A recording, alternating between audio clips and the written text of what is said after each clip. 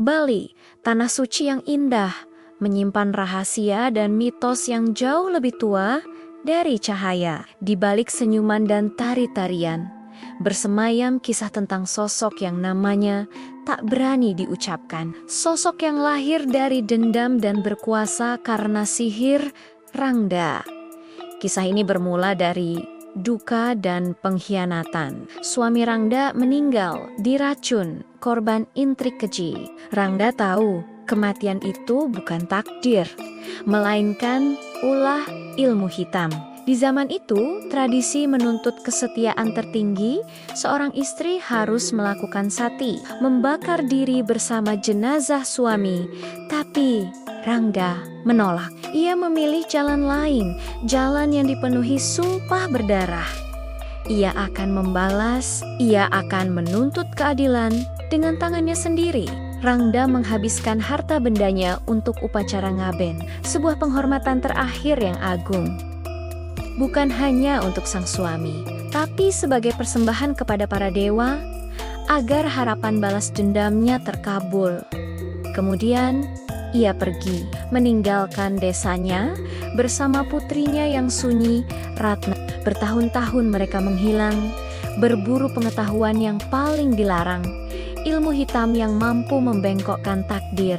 Ketika mereka kembali, desa gempar. Rangda kembali bukan sebagai janda yang berduka, melainkan sebagai sosok yang diselimuti aura gelap. Rumor cepat menyebar, ia dianggap aib karena menolak sati. Warga desa menjauh, ketakutan melihat kilatan mata yang penuh kebencian itu. Bahkan pemuda yang berniat mendekati Ratna lari terbirit-birit setelah menyaksikan penampakan mengerikan dari sosok Rangda di rumah mereka. Kekuatan Rangda yang belum sepenuhnya terlihat sudah menimbulkan ancaman. Kepala dusun dan kepala keamanan dipicu oleh rasa takut dan prasangka merencanakan pengucilan, mencari dukun untuk memasang pagar gaib. Sebuah langkah yang picik dan Rangda mengetahuinya. Kemarahannya kini memiliki fokus baru. Ancaman yang ia layangkan terdengar seperti bisikan kematian.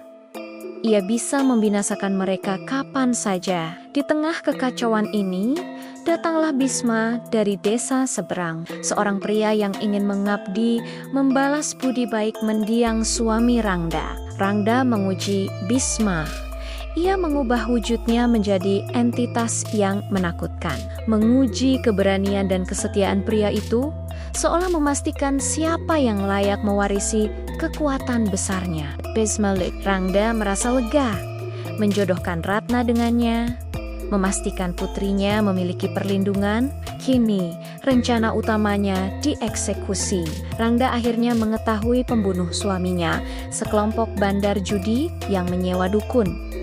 Mereka merasa tertipu dan memilih jalan paling jahat. Dengan sabuk sihir yang memberinya kekuatan supranatural, Bisma diperintahkan untuk menjadi alat eksekusi. Malam itu, Bisma berubah menjadi kera yang dikendalikan oleh sihir Rangda. API, rumah judi hangus. Semua orang di dalamnya tewas. Dendam Rangda telah terbayar lunas. Namun, Rangda tidak berhenti. Ketika kepala keamanan dan para dukun mencoba menangkap Bisma, Rangda muncul, membinasakan mereka hanya dengan satu tetes sihir. Kemarahannya meluas, bukan hanya pada pembunuh, tetapi pada seluruh desa yang memilih disuap dan membiarkan ketidakadilan terjadi. Ia menyebar wabah, kematian menjalar seperti api liar, penderitaan tak terhingga melanda desa. Rangda menjadi beringas, melakukan ritual keji, memakan jasad dan meminum darah untuk mempertajam ilmunya. Warga yang tersisa putus asa dan takut mati, mulai mendatanginya, memohon kesembuhan, dan akhirnya menjadi pengikut setianya. Ratna dan Bisma memohon. Air mata mereka tumpah, meminta Rangda menghentikan kekejaman ini. Tapi Rangda merasa dirinya dilindungi, yakin bahwa ia adalah perwujudan kehendak sang dewi. Ratna hanya bisa melakukan satu hal, berdoa. Doa tulus putrinya memohon pembebasan bagi jiwa ibunya dari jeratan ilmu hitam didengar. Doa itu memanggil Begawan Barada dari luar desa. Seorang pertapa suci yang mampu menembus tabir gaib Rangda. Barada berhadapan langsung dengan Rangda, mengungkapkan rahasia tergelap. Ilmu Rangda berasal dari kitab yang sama dengan ilmunya. Tetapi Rangda telah menyelewengkan ajarannya, mengubahnya menjadi kekuatan jahat. Pertarungan cahaya melawan kegelapan tak terhindarkan. Rangda jatuh. Anehnya, ia tampak hidup. Ilmu hitam telah begitu mengakar dalam tubuhnya. Begawan Barada harus membawanya pergi untuk mencabut ilmu hitam itu hingga Rangda dapat mati dengan sempurna. Desa akhirnya terbebas dari wabah. Para pengikut Rangda melarikan diri, tetapi mereka membawa serta warisan terlarang. Lontar sihir yang ditulis oleh Rangda hasil rekayasa dari kitab suci.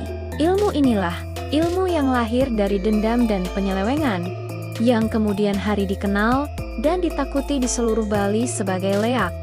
Dan begitulah, meskipun sang ratu penyihir telah tiada, legenda ilmu hitamnya hidup abadi.